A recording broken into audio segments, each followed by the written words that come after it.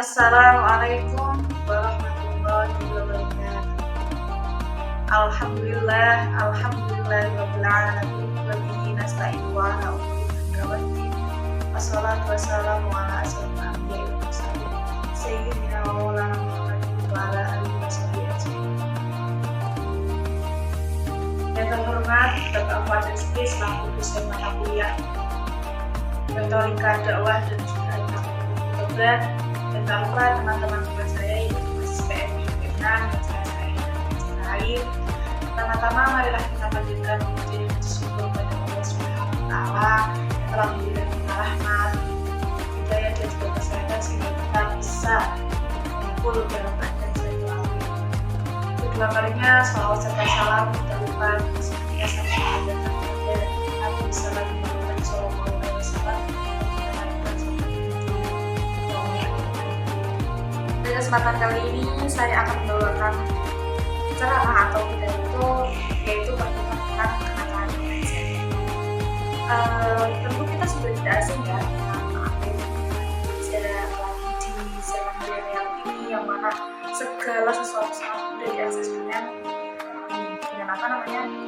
Nah, kenakalan remaja itu faktor utamanya atau faktor yang sering terjadi adalah disebabkan karena kurangnya pengawasan orang tua kepada anak, kemudian salahnya pergaulan, dan juga kurangnya edukasi baik dari orang tua, dari sekolah maupun dari lingkungan sekitar. Kenakalan remaja diantaranya yaitu ada merokok, kemudian pergaulan bebas, awal remaja, hal-hal. Nah, peran orang tua itu sangat diperlukan sebagai pendampingan terhadap pengawasan terhadap perkembangan seorang remaja. Karena kita tahu sendiri bahwa remaja itu rentan atau sekarang yang itu namanya pilihan. Jadi itu bisa menentukan pilihannya yang mana yang benar, yang mana enggak. Dia itu senang dan dia merasa senang, tapi dia itu tidak tahu bahwa apa yang dilakukan itu salah. Terus selain itu penyebab kenakalan remaja ini juga bisa berasal dari lingkungan, terus pergaulan sama temannya yang salah seperti itu. Kita itu boleh saja membiarkan adik, kalau kita kan sebagai kakak ya, kita boleh saja membiarkan adik kita atau siapapun yang informasi umur remaja itu siapapun mereka bebas, tetapi kita juga lupa untuk memberi arahan untuk pengawasan terhadap mereka. Jadi kita itu masih kayak ya kayak itu atau seperti apa, oke. Jadi kita tuh harus kalau menurut saya pribadi, kita tuh harus bisa mengajak mereka ngobrol, terus biar mereka itu terbuka gitu loh kalau ada apa-apa, jadi larinya nggak keluar. Jadi kita juga bisa mengontrol apa yang mereka lakukan itu benar atau salah. Dan bebas dalam Islam tentu merupakan suatu hal yang sangat dilarang, karena Allah Subhanahu wa Ta'ala melarang hambanya untuk melakukan hal-hal yang dilarangnya. Salah satu pergaulan bebas tersebut telah merusak etika seorang remaja. Allah Subhanahu wa Ta'ala berfirman tentang tidak baiknya tentang kenakalan remaja, yaitu pada Quran surah An-Nur ayat 30 yang berbunyi A'udzubillahi minasyaitonir rajim. Bismillahirrahmanirrahim.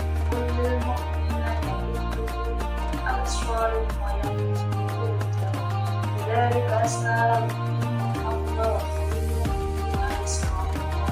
Yang mana artinya adalah katakanlah kepada orang yang beriman agar mereka menjaga pandangannya dan mengenai pengawasannya yang demikian itu lebih suci dan bebas semua orang yang ayat tersebut Allah Subhanahu wa Ta'ala memerintahkan kepada kita menjaga pandangan terhadap lawan jenis yang bukan ahlaknya. Pria harus dapat mengendalikan dan menjaga pandangannya serta memberikan pengawasannya, terlebih juga bagi perempuan.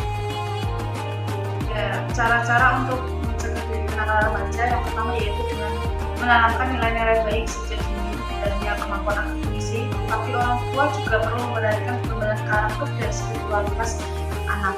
Yang kedua, beritahu konsekuensi apapun yang dilakukan misal dia melakukan A atau B, dan kita harus menjelaskan bahwa nanti kalau kamu seperti ini jadi seperti ini. Jadi itu harus menjelaskan baik dan juga buruknya. Jadi anak juga bisa nalar atau bisa berpikir bahwa apa yang dilakukan dia ini tidak betul. Terus yang selanjutnya itu jaga komunikasi tetap terbuka. Nah, kenapa kita sebagai orang dewasa atau sebagai orang tua itu untuk menjaga komunikasi tetap terbuka?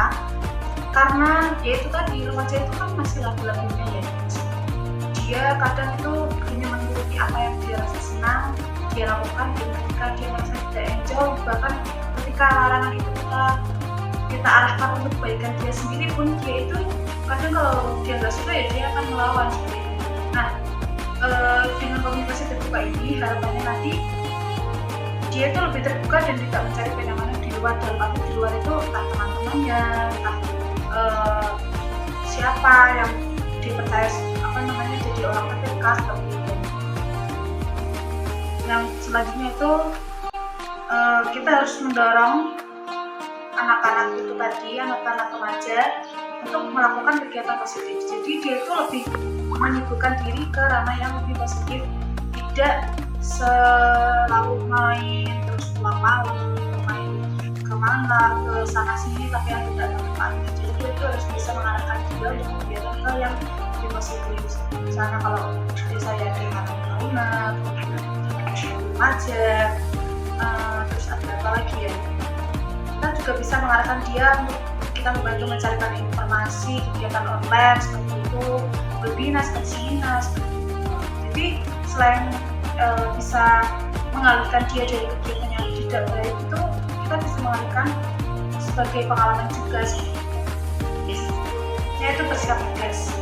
Nah, kita sebagai orang dewasa, sebagai orang tua itu harus tegas dalam arti bukan memarahi, tapi kita ketika merasa seorang adik ataupun anak itu kan nanti melakukan sesuatu yang di luar batas, atau kita sebagai orang dewasa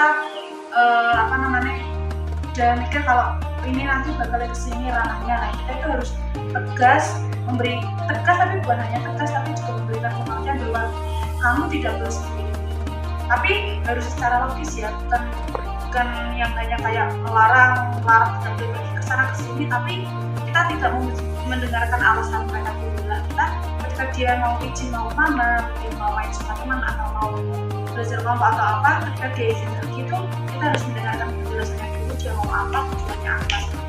Nah, ketika kita sudah memberikan kepercayaan kepada anak, kalau kita sudah melatih dia dari kecil untuk kita tegas, untuk terbuka, insya Allah dia itu juga akan lebih nggak main umpet-umpetan. Kalau umpet-umpetan maksudnya itu kayak dia nanti mau ngomong kesini padahal perginya kesini.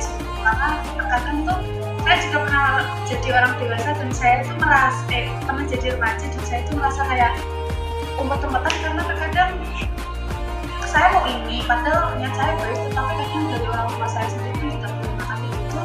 Kita tuh harus tadi ya, pertama sudah saya berikan terbuka, kemudian tegas, tapi tegas dalam arti tidak marah, mau mendengarkan dan memberikan penjelasan yang baik dan benar bahwa apa yang kita arahkan itu sudah ke arah yang baik seperti itu. Baik, cukup sekian yang dapat saya sampaikan tentang sedikit pengetahuan saya tentang anak-anak remaja. Di sini saya bukan mau ceramah atau pidato, kita sharing aja. Kalau misalnya ada kesalahan dari saya atau pembawaan saya yang baik, saya melakukan cara segala semuanya. Wabillahi taufiq wal hidayah. Wassalamualaikum warahmatullahi wabarakatuh.